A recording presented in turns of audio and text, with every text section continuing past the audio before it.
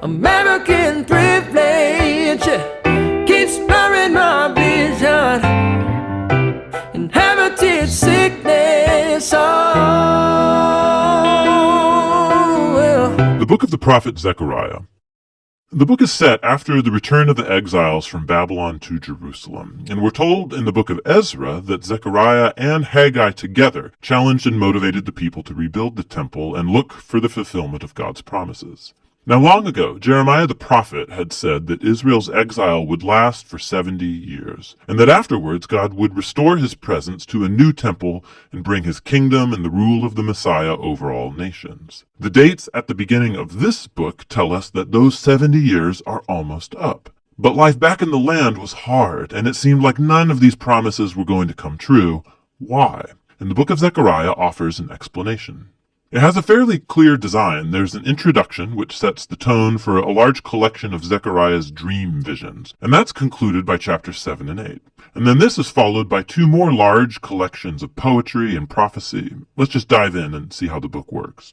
It begins with Zechariah's challenge to his generation to turn back to God and not be like their ancestors who rebelled and refused to listen to the earlier prophets, which landed them in exile. And so now the returned exiles respond positively to Zechariah. They repent and humble themselves before God, or so it seems. The next large section is a collection of 8 nighttime visions that Zechariah experienced. And just to prepare you, these are full of very bizarre, strange images, a lot like your dreams. The idea that God communicates to people through symbolic dreams, it's very old. It goes back to the book of Genesis. The dreams of Jacob or Joseph or Pharaoh, these gave meaning to current events at the time, but they also gave a window into the future. And so Zechariah has his own dreams now, and they've been arranged in this really cool symmetrical design. The first and the last visions are about 4 horsemen each. They're like rangers patrolling the world on God's behalf, and it's a representation of God's attentive watch over the nations. Their report is that the world is at peace.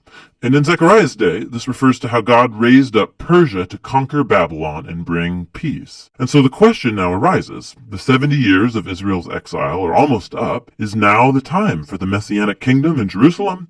And God responds by saying that he's determined to fulfill those promises, but he leaves the question of timing unanswered. The second and seventh visions are paired because they're both reflections on Israel's past sin that led up to the exile. So the second vision is about these horns that symbolize the nations that attacked and then scattered Israel, Assyria and Babylon. But then these horns or empires are themselves scattered by a group of blacksmiths, an image for Persia. The seventh dream is about a woman in a basket, and we're told that she's a symbol of the centuries of Israel's covenant rebellion. And then this woman is carried off to Babylon by other women who carry the basket flying with stork wings. This is so strange. The third and sixth visions are paired as they're both about the rebuilding of a new Jerusalem. So a man is measuring the city. It's an image of God's promise that Jerusalem will be rebuilt and become a beacon to the nations who will join God's people in worship. And then the sixth dream is about a scroll that flies around the New Jerusalem, punishing thieves and liars. The idea being that the New Jerusalem is a place that's purified from sin by the scriptures. The fourth and fifth visions are at the center of this collection, and they're about the 2 key leaders among the returned exiles. So Joshua, the high priest, and then Zerubbabel, the royal descendant of David. So Joshua had been symbolically wearing Israel's sin in the form of these dirty clothes. But then those are taken off, and he's given new clothes and a new turban, a symbol of God's grace and forgiveness. And then an angel tells Joshua that if he remains faithful to God, he will lead his people, and Joshua will become a symbol of the future Messianic king.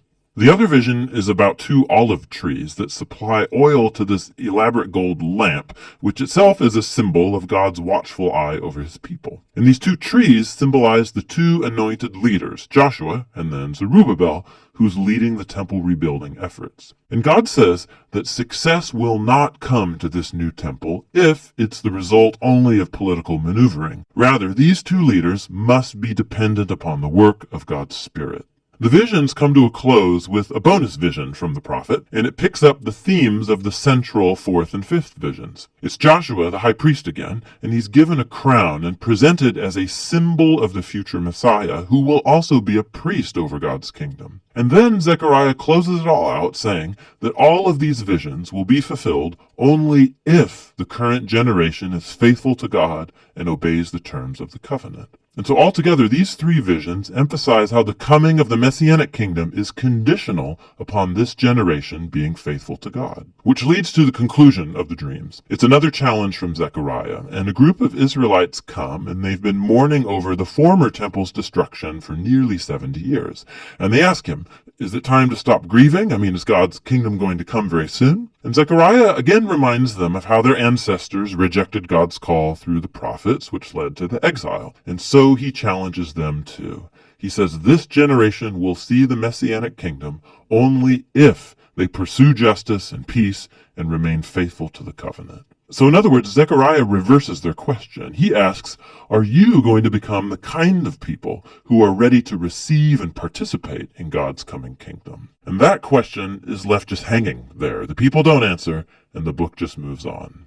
And so we come to the final sections that are very different from chapters 1 to 8. Each section is a kaleidoscopic collage of poems and images about the future Messianic kingdom. So the first one, chapters 9 to 11, describe the coming of the humble Messianic king who's riding a donkey into the New Jerusalem to establish God's kingdom over the nations. But then, all of a sudden, this king, he's symbolized as a shepherd over the flock of Israel, and then he's rejected. First by his own people, but then also by their leaders, who are also symbolized as shepherds. And so God hands Israel over to these corrupt shepherds.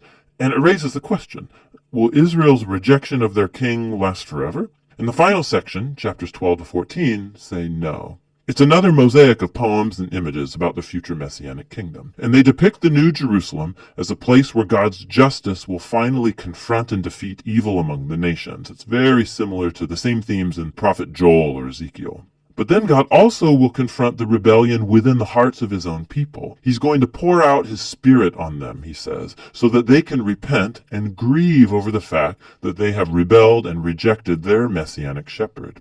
The final chapter concludes with the New Jerusalem as the gathering point for all of the nations. And then this city becomes a new Garden of Eden, and there's a river of living water flowing out of the temple, bringing healing to all of creation, and that's how the book ends. And so Zechariah just leaves you to ponder the connection between chapters 1 through 8 and 9 to 14. And the point seems to be that this future Messianic kingdom of the book's second half will only come when God's people are faithful to the covenant, the point of the first half. Reading the book of Zechariah is a wild ride. These visions and poems are full of startling imagery, and they do not follow a linear flow of thought. And that's part of the point. It's like history and our lives. It doesn't always fit into neat, orderly patterns. But the prophets offer us glimpses of God's hand at work, guiding history towards his own purposes. And so ultimately, Zechariah invites us to look above the chaos and hope for the coming of God's kingdom, which should motivate faithfulness in the present. And that's what the book of Zechariah is all about.